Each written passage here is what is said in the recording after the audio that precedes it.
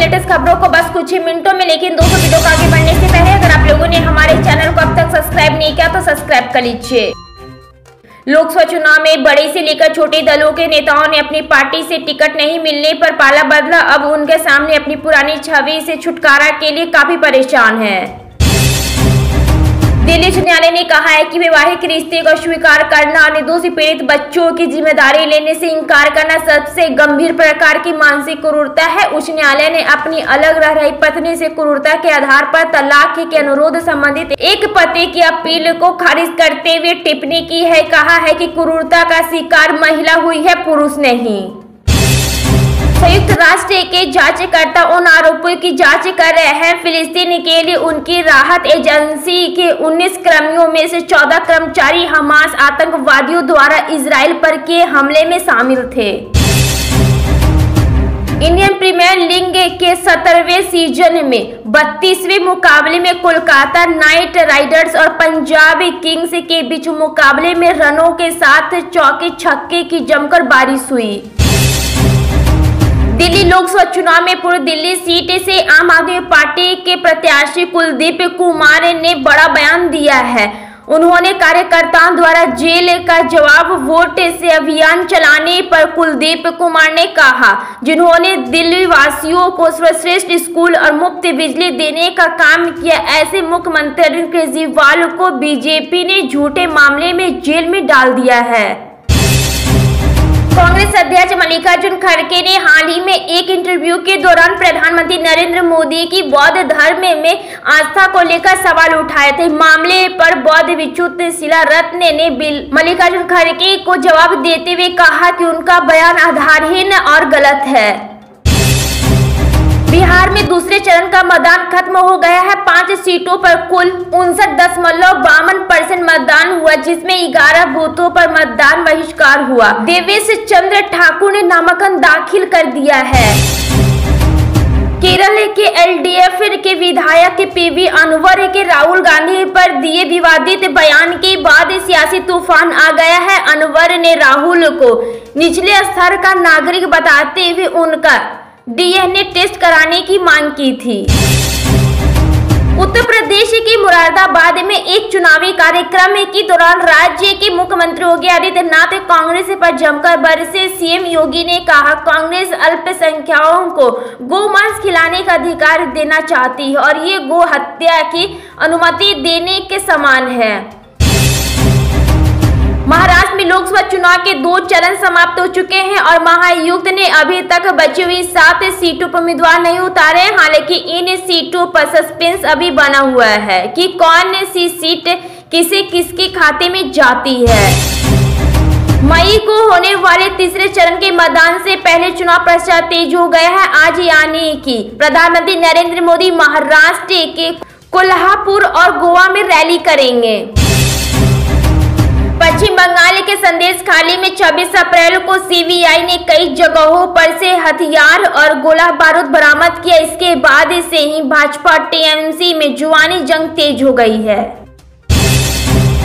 Samajwadi party के राष्ट्रीय अध्यक्ष अखिलेश यादव ने बीते गुरुवार को कन्नौज लोकसभा सीट से नामांकन दाखिल किया था। इस दौरान पार्टी के कार्यकर्ता और कई बड़े नेता उनके नामांकन में शामिल हुए थे। कांग्रेस नेता राहुल गांधी और भारतीय जनता पार्टी भाजपा के अध्यक्ष जेपी नड्डा आज के दिन ओडिशा के विभिन्न शहरों में चुनावी रैलियां करेंगे। कांग्रेस महासचिव पार्टी के ओडिशा प्रभारी अजय कुमार ने शुक्रवार को कहा कि राहुल गांधी कटक जिले के सालेपुर में एक जनसभा को संबोधित करेंगे और सत्य भावनापुर जाकर उत्कल गौरव मधुसूदन दास को श्रद्धांजलि देंगे। प्रधानमंत्री नरेंद्र मोदी ने कई मौके पर 400 पार का नारा दिया है। इस बार तो अपनी सरकार के प्रदर्शन के आधार पर वे जनता से 400 पार मांग रहे हैं। बड़ी बात तो यह है कि पहले चरण की वोटिंग से पहले तक की ये नारा हर रैली हर प्रचार में सुनाई दे रहा था। बिहार में गर्मी के तेवर अभी भी बेहद सख्त है। शुक्रवार को बिहार में इस सीजन में अब तक का सबसे अधिकतम तापमान दर्ज किया गया है। पूरे राज्य लू के आगोश में रहा। उत्तर से दक्षिण पूर्व बिहार लू के चलते हीट आइलैंड में तब्दील हो गया। प्रधानमंत्री नरेंद्र मोदी ने मंत्र पत्रों से चुनाव कराने की मांग को उच्चतम न्यायालय द्वारा खारिज कर दिया जाने का जिक्र करते हुए शुक्रवार को कहा कि यह कांग्रेस नित्य गठबंधन ईडी के लिए करारा तमाचा है।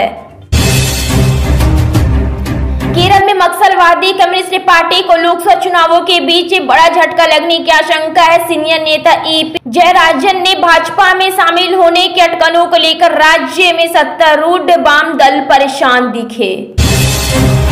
राजस्थान में लोकसभा चुनाव 2024 के लिए मतदान पूरा हो चुका है। पहले चरण में राज्य की 12 सीटों पर 19 अप्रैल और बाकी 13 लोकसभा सीटों पर शुक्रवार 26 अप्रैल को मतदान हुआ था। लोकसभा चुनाव के 2 चरणों में लगभग 1/3 सीटों पर वोटिंग हो चुकी है। सत्ता और विपक्ष के अपने अपने दावे के बीच नेताओं की जुबानी जंग तीखी होती जा रही है। एक तरफ राहुल गांधी कह रहे हैं कि पीएम मोदी परेशान हो गए हैं और कभी भी उनकी आंखों में आंसू आ सकते हैं।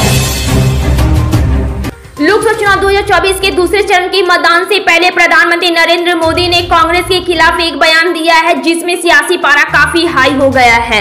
बीते रविवार को पीएम मोदी ने राजस्थान की बांसवाड़ा में विपक्षी पार्टी कांग्रेस पर बड़ा आरोप लगाया और जन संबोधन के दौरान यह दावा किया था कि अगर कांग्रेस सत्ता में आया तो महिलाओं का मंगलसूत्र भी बेच देगी। कांग्रेस महामारी के दौरान एंटीबायोटिक दवाओं का काफी इस्तेमाल हुआ। विश्व स्वास्थ्य संगठन ने इसे लेकर अब रिपोर्ट तैयार की है। इसके मुताबिक इन दवाओं का अधिक यूज होने से एंटीबायोटिक रेजिस्टेंस का स्तर तेजी से बढ़ गया। IMF के अनुसार देश के कई हिस्सों में मौसम का मिजाज बदलने वाला है। मौसम में विभाग ने कहा है कि 27 से 28 अप्रैल तक पंजाब समेत उत्तर पश्चिम भारत में बिजली और गर्जन के साथ बारिश होने की संभावना है। आपको बता दें कि पंजाब, हरियाणा, उत्तर प्रदेश में इस वक्त गेहूं की कटाई का सीजन चल रहा है। किसानों के बीच फसलें खेतों में खड़ी है और कुछ फसलें मंडियों में पड़ी है और मौसम विभाग के इस पूर्वानुमान ने किसानों को चिंता में डाल दिया है। बिहार के डिप्टी सीएम व भाजपा के प्रदेश अध्यक्ष सम्राट चौधरी ने बिहार के पूर्व मुख्यमंत्री लालू प्रसाद यादव पर जोरदार निशाना साधा। चौधरी ने कहा कि देश में जब तक नरेंद्र मोदी जिंदा है, किसी की मां ने दूध नहीं पिलाया जो संविधान को बदल दे। प्रधानमंत्री नरेंद्र मोदी ने एक बार फिर से कांग्रेस पर हमला किया। उन्होंने दावा किया है कि कांग्रेस हिंदुओं के प्रति पक्षपाती है। जौनपुर के पूर्व सांसद धनंजय सिंह को इलाहाबाद हाई कोर्ट ने जमानत दे दी। हाई कोर्ट ने शनिवार को इनकी जमानत से जुड़ी याचिका पर दोपहर करीब 12 बजे अपना फैसला सुनाया है। उत्तर प्रदेश में कांग्रेस के खातों में आई सीटों में से 2 हॉट सीटों पर प्रत्याशियों का ऐलान अभी भी नहीं हुआ, जो कि अमेठी और रायबरेली है। इन 2 सीटों पर प्रत्याशियों के नाम पर राहुल और प्रियंका की चर्चा लंबे समय से चल रही है, लेकिन अभी आधिकारिक ऐलान नहीं हुआ है।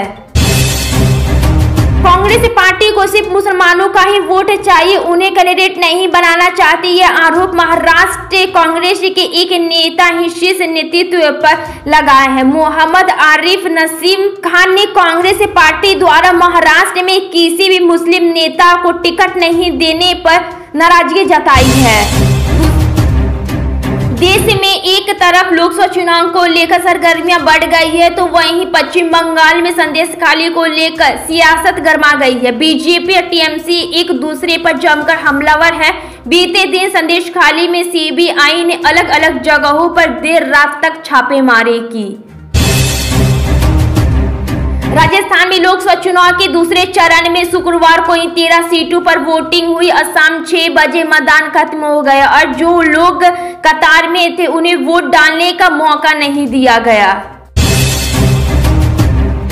मध्य प्रदेश के सबसे लंबे समय तक मुख्यमंत्री रहने वाले और भाजपा के कद्दावर नेता शिवराज सिंह चौहान की राष्ट्रीय राजनीति में शानदार एंट्री होने वाली है। प्रधानमंत्री नरेंद्र मोदी ने खुद ही इनका हिंट दिया है।